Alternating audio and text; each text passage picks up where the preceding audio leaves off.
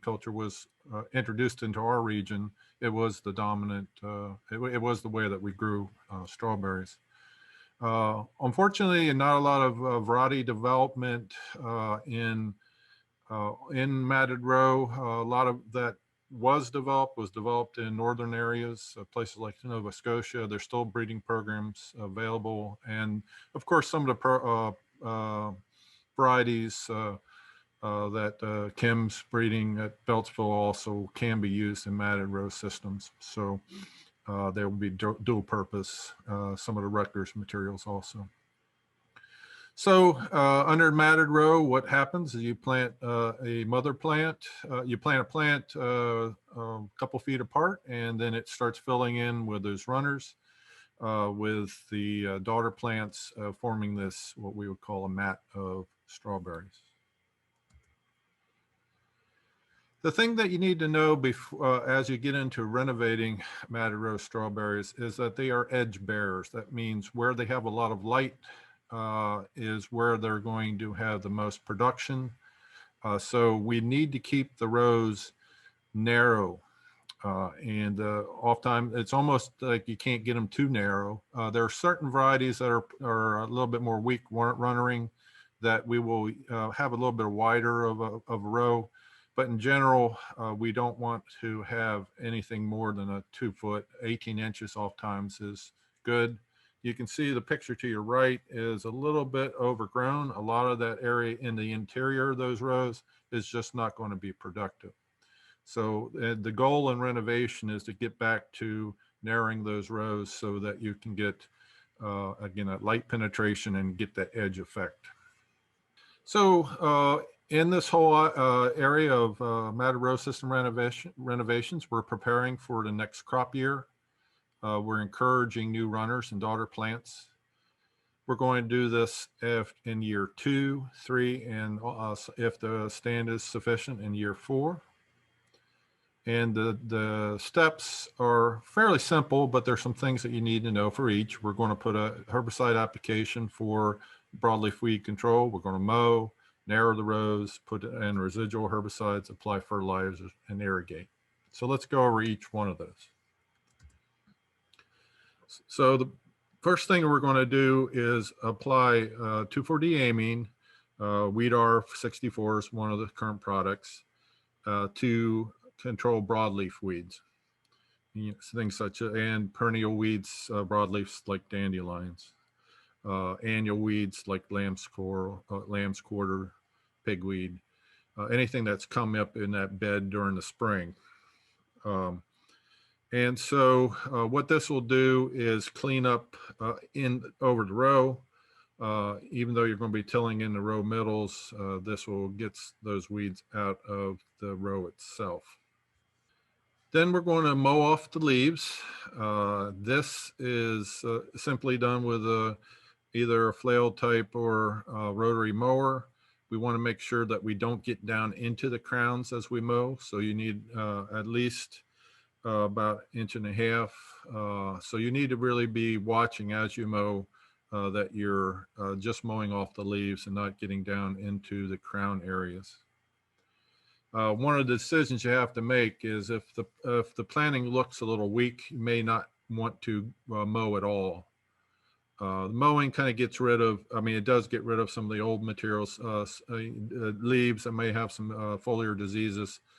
But again, if the planting isn't in that good a shape, you want to save that leaf area to continue to feed the plant.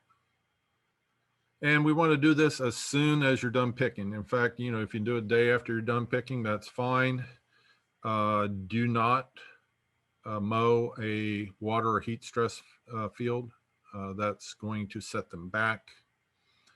And so in that case, you want to, if you could irrigate first, get those plants back into turgor and then mow them, that will be much better, or consider skipping the whole process.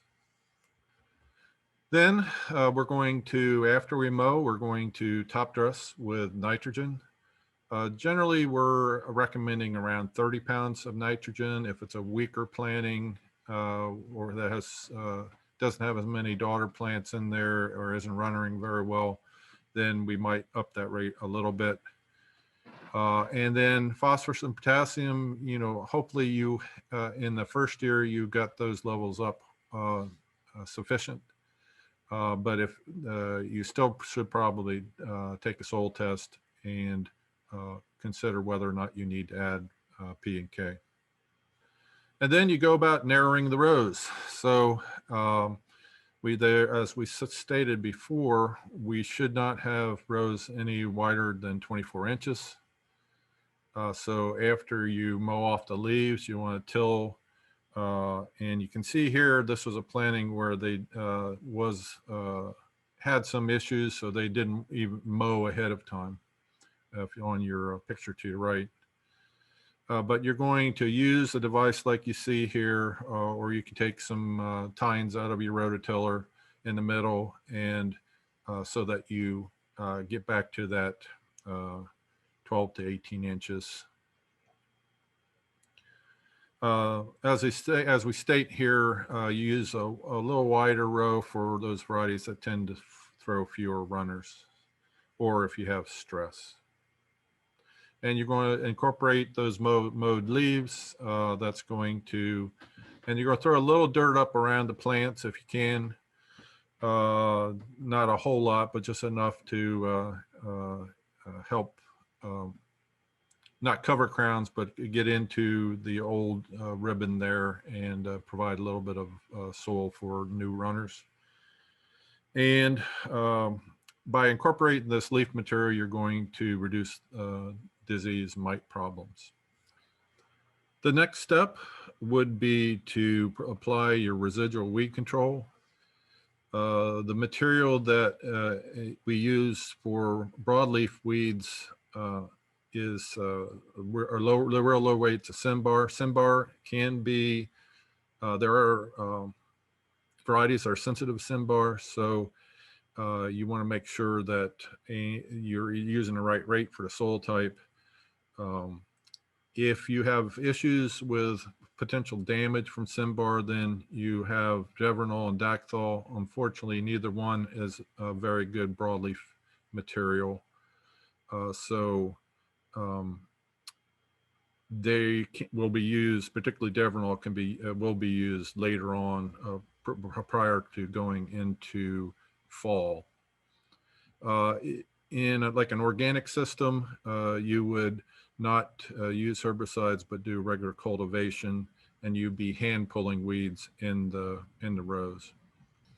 So again, Simbar should not be used in real sandy soils, and then there's certain varieties, you see those there, that are sensitive to Simbar. And so again, if that's the case, you would use a Devernol or Dacthol as your herbicides. And then in August, or early September, you're going to go in with another application of Devernol. If you have grasses in the rows, then Select, Fusilade, and Post are available over the top. You want to consider what grass weeds you have.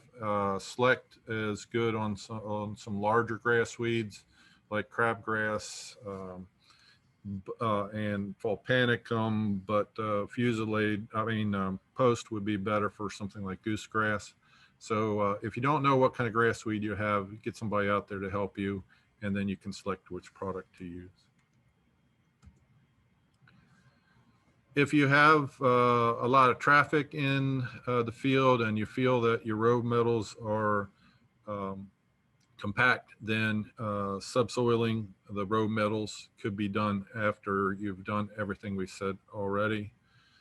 And again, particularly if you've had issues with water standing or issues with poor drainage in a part of the field, subsoiling can perhaps help that to some degree.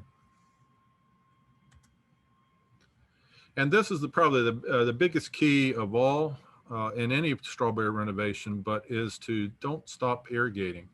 Putting on the water after renovation and through the summer and early fall is so important for producing those new plants, and then for setting buds for the flowers for the following year. I've seen oftentimes, particularly madder row systems in the past, where folks after renovation, they just stop watering. And again, that's going to impact your yield drastically. So again, keep that moisture up. 1.5 inches of water per week is what is recommended up through end of September. And then we'll recommend August fertilization. That's where you put on another application of nitrogen. Should be 20 pounds of nitrogen at this time, just to keep on encouraging some growth and to stimulate flower bud formation. You can also use tissue testing at this time to see what the status of your plants are and to alter accordingly, and applying other fertilizers if necessary, such as phosphorus and potassium. Throughout the recovery, as the plants are starting to regrow, the daughter plants are setting roots. You want to monitor for insects and mites. In particular, mites on hot years can be an issue, and treat as needed. If you had some issues with leaf diseases such as leaf spots, scorch, or blotch, then a fungicide application about 1.5 weeks after renovation, as the new material is starting to regrow, that will help to reduce down potential for those diseases. And then the other thing that you should consider is sweeping runners back into the matted row itself. Not letting them to root into row metals. Any runners that are produced are not rooted in by September are just going to be weeds. So you're going to oftentimes have to do a second narrowing, going in with your tiller and narrow the roads back again, and then you'll cut out any of those volunteer strawberries in the row middles that you don't want. Gordon, I had a question. Strawberries are a broadleaf, but using 2,4-D doesn't damage them. Can you educate me as to why? Well, for some reason, once they're mowed, they tend to tolerate it at that time. We use low rates of 2,4-D in the spring, also in matted row systems. For some reason, strawberries can tolerate it. Probably some of it's being a perennial, they can handle it, but it's one of those mysteries that we're happy we have the tool. Let's put it that way. Thank you. Mm-hmm. Gordon, if you chose not to mow, is it still okay to use the 2,4-D? Yes. All right. We'll move on to the other system that's dominant now, which is our plasticulture strawberries. And a lot of folks don't consider this oftentimes. It is a little bit of work to do, but the plasticulture strawberries also can be carried over for a second or even third year. In this hill system, it's the mother plant that's doing all the work, and we're trying to keep that mother plant alive and thriving for another season. It's interesting that the yields are often higher that second year. I know Charlie Odell in Virginia always said that he got his best yields on that second carryover year. However, you're going to need to manage your crowns. The crowns coming out of that first year oftentimes are going to be too crowded. The berry size is going to be smaller, and diseases are a major issue. So there are if you have certain diseases in your strawberries, you may not want to carry them over because it's going to be a disaster the next year. In some cases, plastic deterioration can be an issue. So choosing thicker mill plastic, if you're going to, and a thicker mill drip tape, if you know you're going to carry over, would be advisable. So here's the procedure. You're going to assess diseases, evaluate your plastic mulch and drip lines. You're going to mow. You're going to crown thin, remove plant debris, add a small amount of nitrogen, do your additional weed weed management in row middles. And later on in August, you're going to apply the bulk of your fertilizer for getting that fall growth. So the first thing is to evaluate the disease pressure. If you've had anthracnose, do not carry over. Botrytis crown rot, do not carry over. Any of the phytophthora that affect strawberries, like Cactorum, you don't want to carry that over. Or if you've identified viruses in the planting, you've had some unusual virus, or you have virus symptoms that were confirmed, definitely do not carry it over. We do have a couple varieties that we know have some resistance, pretty decent resistance to anthracnose. So they would be Sweet Charlie and Flavorfest would be ones that you could would have more potential for carrying over. And there's others that are intermediate. There's some like Chandler that are very susceptible to anthracnose. So if you had any anthracnose in it, and oftentimes we don't recommend carrying over Chandlers because of that. So you want to get a list of the varieties that you're growing, you've grown, and see what their anthracnose susceptibility is. Some of our day neutrals like Albion are extremely susceptible to anthracnose. Again, evaluate your plastic and drip. If we had an issue in our research farm where we were getting iron plugging of our lines. And so we had to put in a treatment system to manage that. If you have a plug drip, there's nothing worse than having a plug drip system. It's impossible to thread a new drip line in. So you don't carry over beds with plug drip lines. And then you're going to mow over the top. So you can see this is a plasticulture planting that's nearing the end of its picking season. So if it's relatively disease-free, mow the tops with a mower. In smaller plantings, you can use a line trimmer. If it's a quarter acre planting, you could even go in there with hand clippers and do it. You do want to leave some leaves, but don't want to damage the crown. The other thing is you want to remove the runners. So some of the varieties get into really heavy runnering. And so you're going to have to go in by hand and remove the runners because your mowers can't get down that low. You'd be damaging the crowns. And then make any repairs to your plastic mulch and drip lines. Remove any dead plant material. This can be fairly easily done using a leaf blower. And so get that material into the row middles where you can potentially till those in. On real small plantings, if you can get them out of the field, that will help with disease management. Then the big issue in a plasticulture system is to thin the crowns. You can see here a plant in the spring, how many crowns it has. By the end of the fruiting season, that is going to be maybe as many or 7 or 8 crowns. That's way too many. We need to get it down to 3 to 5 again. And the two ways that we've been doing this over the years is probably the easiest way is just to go in there and just break off some of the extra crowns. Although you can use an asparagus knife to cut. Either way works. It's just a lot of work. So this is the big limiting factor to renovating plasticulture systems is, do you have the labor? Remember, you're doing this in the middle when you often have, if you have vegetables or doing all kinds of other things. So you have to devote adequate labor to doing this. And then you have your weeds, apply additional herbicides. If you can get in with a cultivator in between the rows, certainly do that so you can cultivate in some of those dead leaves, that dead material that you blew out of the beds. And then, of course, we have Dactyl, Cymbar, and Devernol as your choices at this time of the year. Later on, you'll have products like Chateau that can be used also.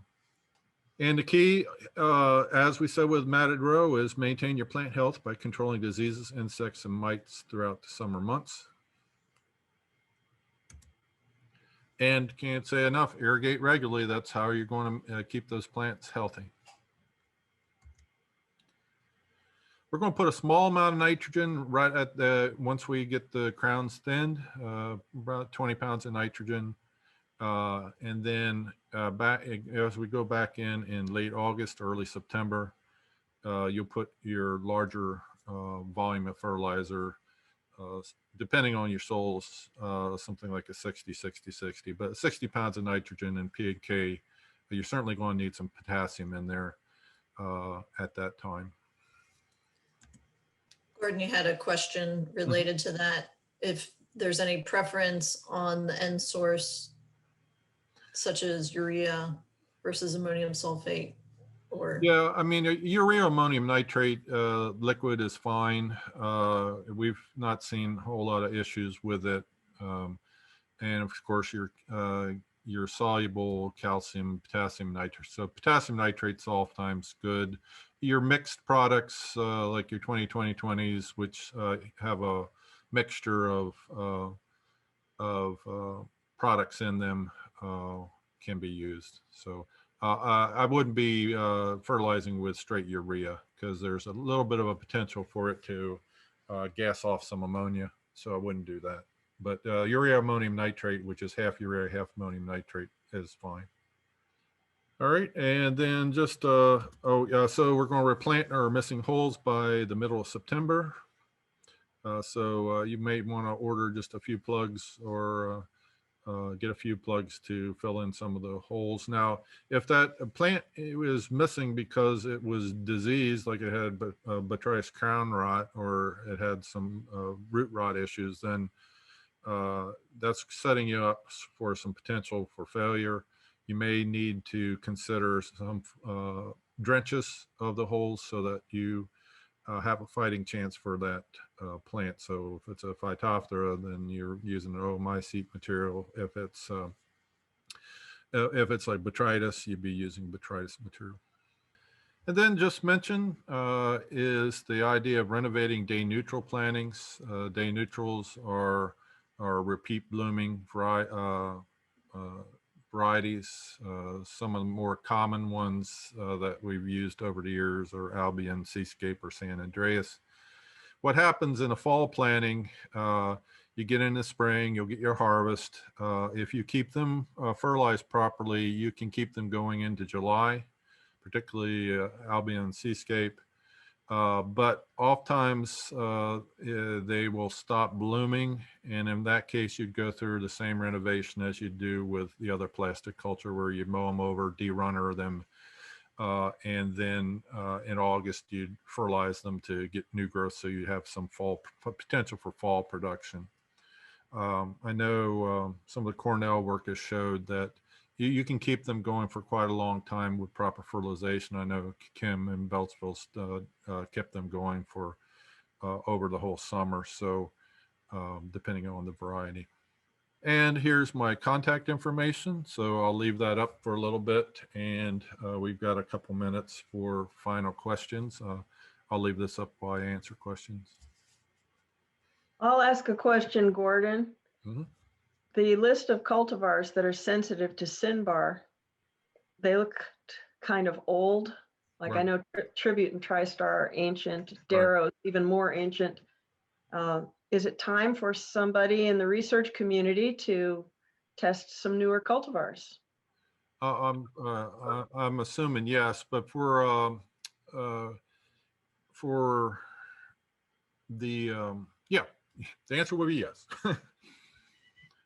I know there was some work going on with trying to do some one of the big issues, and I should have put this in as a slide, is that you're going to have weeds growing out of the plant holes oftentimes, and all that has to be done by hand.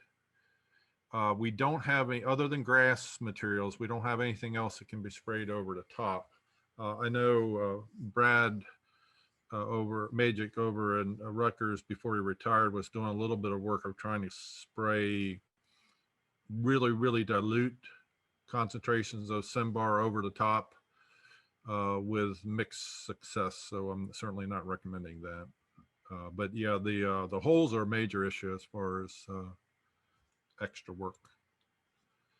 But I guess the biggest issue with renovating, carrying over plasticulture strawberries is make sure that you don't have any of the major diseases when you do it, and definitely do you have the labor to go in and crown thin, which is going to be your biggest